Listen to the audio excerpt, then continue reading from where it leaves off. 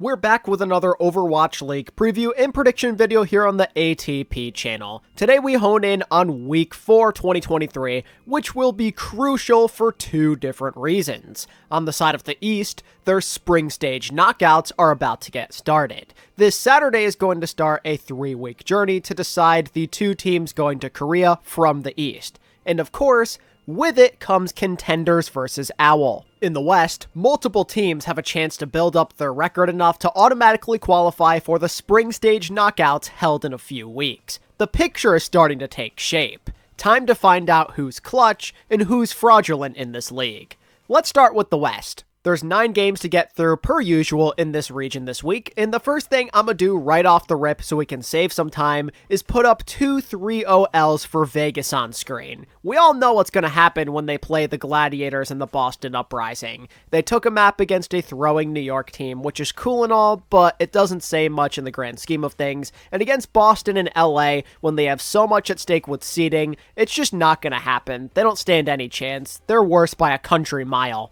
Until they show us otherwise, we're not going to waste our breath with Vegas here. So moving on to our first real game of the week, you've got the Vancouver Titans versus the London Spitfire. Vancouver are well rested off a bye week, while London had quite the up and down week during week 3. They nearly let Luke Mino at DPS and Valiant at support take a map off of them in their series, but also played Florida somewhat close at the same time. And that's kind of how London's season has been as a whole. They've been underwhelming for the most part, with some bright spots in between. They're still experimenting with the current meta, and they generally lack that same confidence as last year. The Titans have just shown better results against a lot of the same exact teams that London lost to. Not to mention that the current heroes play a lot more in favor of people like Punk than it would for Hottie. And honestly, the Vancouver backline has looked pretty good too. I'd say a bit more consistent compared to London's. That said, I'm leaning towards the Titans to win this game based on how encouraging they have looked so far this season and all the time they had to prepare for this match. My gut instinct though says that this game ends up being closer than you might think. In spite of the bad, London have shown some promise this season, and we know what they've done in the past, and Vancouver are technically around their skill level on the surface. London are also just overdue for a better performance this year, and now seems like a great time to strike. Anyway, now we're moving on to Toronto versus the Valiant. Usually we'd call this uninteresting and move on, but the Valiant showed major signs of life last week by nearly defeating the Florida Mayhem of all teams, which mind you, is a roster that Defiant got blown out by previously. LA is starting to make some progress. Their confidence is slowly but surely growing, and it's only a matter of time until they secure that long-awaited first victory on the season, and with the state Defiant are currently in, this could be the game to do so. The Canadian Tornado are trying to figure stuff out, and they're obviously vulnerable, and for an underdog like the Valiant, that could be a really scary thing. However, it's worth noting the Valiant have only taken maps in 2 of their series so far, and part of me thinks that the Mayhem likely just weren't giving them the proper respect or attention, which is why they struggled so bad, so it's kinda hard to call the Valiant trustworthy based off of what we've seen as a whole this year. Plus, with a bye week to clear their minds, to focus up and lock back in, Defiant should be okay. They're on the outside looking in of that knockout bracket. I think they know what's on the line here, and the Valiant are a perfect team to get back in the hunt with a nice easy 3-0. Valiant should be coming back down to earth with this one, as Defiant take this series convincingly. They're just the better team with so much more to play for. San Francisco versus Houston.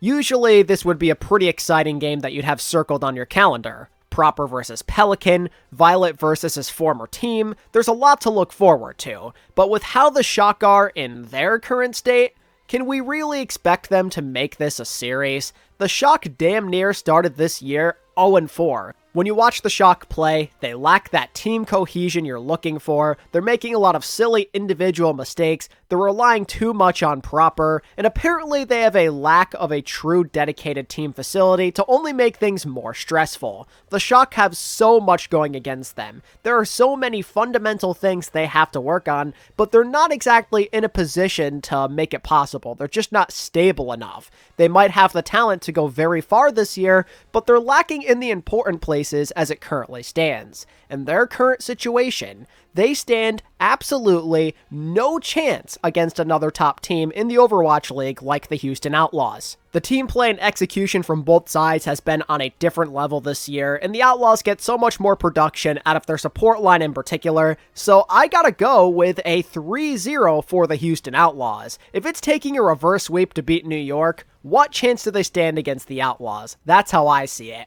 It's crazy though. I can't remember the last time I said the Shock would get swept, if ever, in my history of making videos. But nobody can deny the facts. It's been 4 games, and very little has changed, and as the more stable team, the Outlaws should be taking the W. Toronto versus Boston.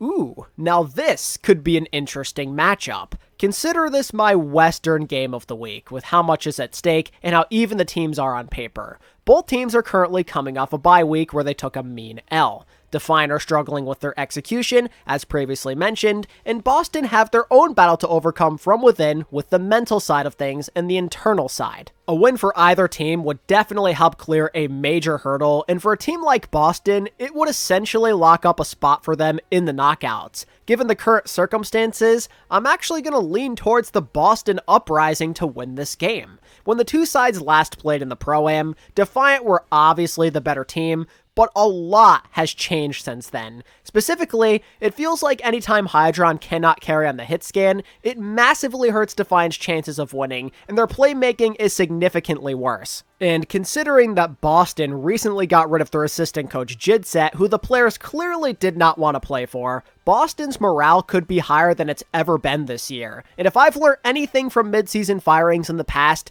teams usually play better after this kind of stuff happens. Patterns like this love to repeat themselves, so my expectation is the Boston Uprising will play better as a more motivated team that are more comfortable in the current meta. Titans versus the Gladiators. This feels like a trap game to me. Gladiators are obviously the better team, but they've yet to have that real struggle game, so to speak, and the Titans might be the perfect opponent to actually underestimate here. The execution in that Boston series a couple of weeks ago meant a lot for a bunch of their players, and it's a win like that that can truly change the outcome of your season. My expectation coming into this matchup is to see a confident Vancouver squad that possibly punches up to their competition riding off of a high.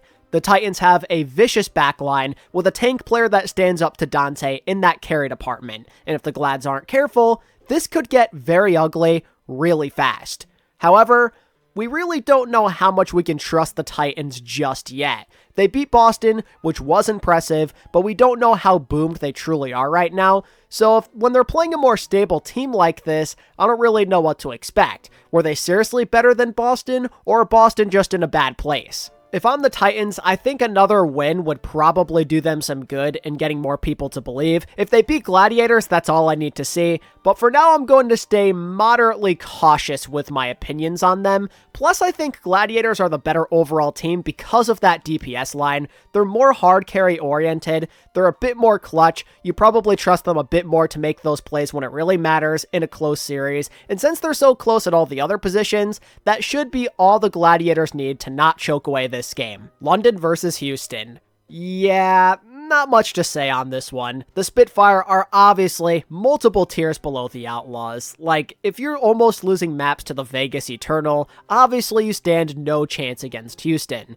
The pacing is where they likely get killed really badly here. Fearless and Pelican should push that tempo very quickly, and as a team that's weak with dive concepts, that's probably going to spell trouble for the Spitfire, so you'd have to assume that the Outlaws take care of business pretty easily here. So now we'll move on to the final West game of the week. LA Valiant versus San Francisco Shock. Oh man, what a dangerous trap game this could be. The Shock are not playing well, and the Outlaws are obviously more of their focus this week, and that means the Valiant are in prime time to sneak right up on them and give all Shock fans a heart attack. If Valiant played that same crafty, pressure-free Overwatch from 1 week prior, and their teamwork is in sync, and the Shock continue to play down to their competition, this could get real scary. The Valiant are fully aware of what's on the line and the current situation the Shock are in. They know they're vulnerable and that the Valiant themselves have nothing to lose with low expectations. So really, the mental battle is practically won before this game even starts for them.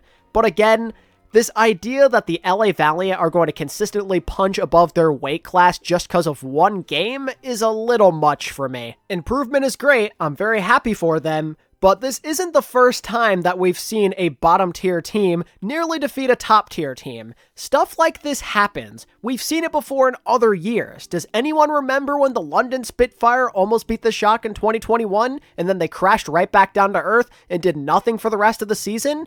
Yeah.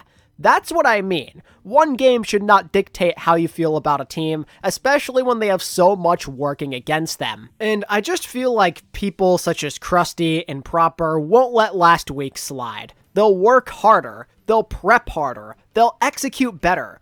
I just don't think we can give up on the Shock so soon when they have so much. Angry Shock, in my opinion, equals a 3-1. Shock randomly dropping control sounds pretty realistic to me, but San Fran, at least I'm hoping, can persevere in the critical moments because of their better star power. The Valiant lack the clutch gene, and I think that's where this game ultimately gets away from them. That's all there is to say for the West, so now we can discuss Week 1 of the Eastern Knockouts. I won't go over the entire bracket in detail, just because, it could be totally destroyed by next week anyway, so we'll stick to what we know in general predictions for who advances. If you want to know which teams I have advancing through the knockouts, I'm going with Seoul Infernal and Guangzhou Charge. Not very original picks, I know, but they're clearly the best teams in their region right now. As much as I love the Spark, the Sombra meta is not the best look for them. I think not having Shine the hit scan is hurting them a bit too much for my liking,